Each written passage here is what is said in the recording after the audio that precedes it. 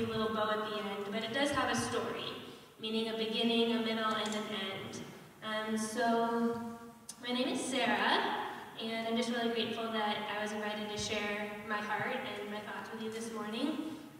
But as it was said 2 weeks ago by Big Ern, I'm just like you, a child of God. So that's kind of the position I come from and would love to be heard as. So thanks for hearing me out. So the beginning of this whole story comes from a Hebrew word called nefesh or nephish or something like that. The spelling is up there, but I don't honestly know how to pronounce it, so any guess is good. But in Hebrew thought, the people in the very beginning that were called by God believed that their soul was in their neck, believe it or not. Because the neck is where we breathe, we speak, we sing, we eat, we bow, we surrender, and we worship. So if you think about bowing your head to pray, your neck is totally vulnerable. It's a position of vulnerability and surrender to bow your head and to be totally at risk for anything.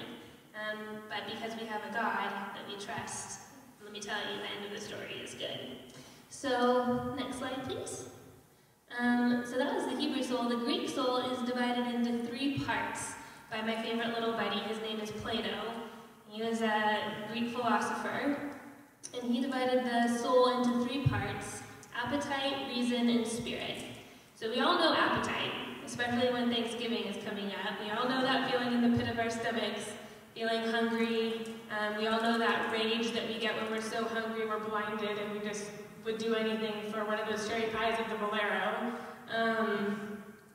And reason is what kind of keeps us in check, according to Plato. It's kind of, okay, well, you can't go to the Bolero and cover yourself in cherry pies right now. That's just inappropriate. And spirit is also, another word would be honor. It's kind of the thing in your soul that is your pride and your ego, but Plato calls it spirit for all intents and purposes. So, all right, tell me more. The 3-part soul is driven by 1 part at a time. So that's the funny thing. We're kind of basic in that regard. Well, 1 part takes the lead, the other 2 play the harmony, but when surrendered and when our necks, our nefesh, are bowed, our souls are informed by God's love. So what I'm really excited to talk about this morning is the wilderness story of Jesus. His soul, his human soul, is tempted in the wilderness. Go ahead. Oh, okay.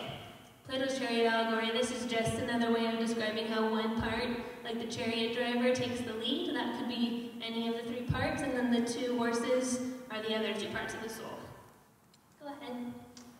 Oh, plot twist. So when Jesus and the enemy are in the wilderness together, both use scripture to kind of combat with one another and kind of reason back and forth. So I used a little Star Wars motif to kind of help us distinguish between the 2. The words of the enemy will be in red because they're for the purpose of stealing, killing, and destroying, and the words of Jesus will be in blue for the purpose of restoring, giving life, and creating. I just thought that would be fun. So if we can kind of think of Jesus, he in my mind when I'm reading the story, he kind of comes up, he's cool. He might be wearing one of those really cool hats, but maybe not. And he kind of has a swagger to him because he's been hungry for a long time, and he confronts the enemy, and the enemy is also cool, but he's smoking a cigarette and just crushes it under his foot, and he's like, I'm ready for some business. All right, next slide. And so the enemy, both these 2 cool cats are trying to get at each other. The enemy comes at Jesus and strikes at his appetite first. After fasting 40 days and 40 nights, Jesus was hungry. The tempter came to him and said, If you are the Son of God, tell these stones to become bread. Jesus answered, It is written, Man shall not live on bread alone, but on every word that comes from the mouth of God.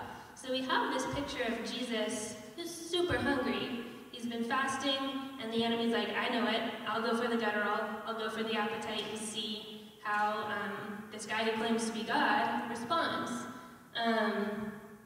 And if I could paint another picture for you, we've all interacted with 3-year-olds, yes? Either we've raised them or taught them or lived among them. How many 3-year-olds do you know that do this? Yours. No, that's not what we see. We see the 3-year-old say, mine. That's what we see. So when Jesus responds, "It is written, man shall not live on bread alone, but on every word that comes from the mouth of God," that's Jesus doing this. Yours. Right? Which is a little counterintuitive for the human soul. But it's kind of the one thing that's different about Jesus, is that his soul is in this posture of yours. Right? All right, next slide, please. So the prayer would be that God satisfies us, which is kind of a weird prayer, because when we're satisfied at the end of a meal, the meal's over and there's sort of a sadness. So to ask God to satisfy us with his word kind of means that we're kind of sad, in essence, because it's over. We're kind of complete, but a new hope arises. Let's turn the page. All right, so now the devil, in all of his coolness, tries to tempt Jesus again with reason. So then the devil took him to the holy city and had him stand on the highest point of the temple. "If you are the Son of God," he said, "throw yourself down, for it is written, he will command his angels concerning you, and they will lift you up in their hands, so that you will not strike your foot against a stone." Jesus answered, "It is also written, do not put the Lord your God to the test." So again, Jesus, yours. You know, this life and this soul that Jesus has been given by God, he's aware that it's the Father's. And he admits to the devil that he won't put his Father to the test. So next slide, please. A prayer is let God be God. So even Jesus, as the Son of God, totally man, totally God, still lets God be God. Lets the Father be the Father, even when he's tempted in the desert to be thrown down. Next slide, please. Spirit. So this is the honor part. This is our pride. This is our ego. And the devil took Jesus to a very high mountain and showed him all the kingdoms of the world and their splendor. The devil said, "All this I will give to you, if you bow down and worship me." And Jesus said to him, "Away from me, Satan, for it is written, worship the Lord your God and serve him only." Then the devil left him, and angels came and attended him. So once again, even though pride and ego are involved this time, and we're no longer dealing with reason or appetite, Jesus says, yours. Yes, you know, the devil offered him all these kingdoms and power over them, but Jesus acknowledges that they belong to the Father, instead of claiming them, saying, mine. So, a prayer is to worship.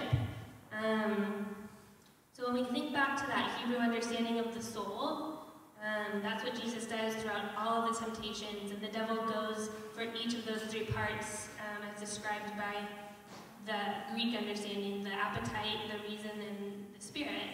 And at the end of the day, Jesus just says, yours. This belongs to the Father. My soul, my spirit, my heart, my mind belongs to God. So the prayer is to worship.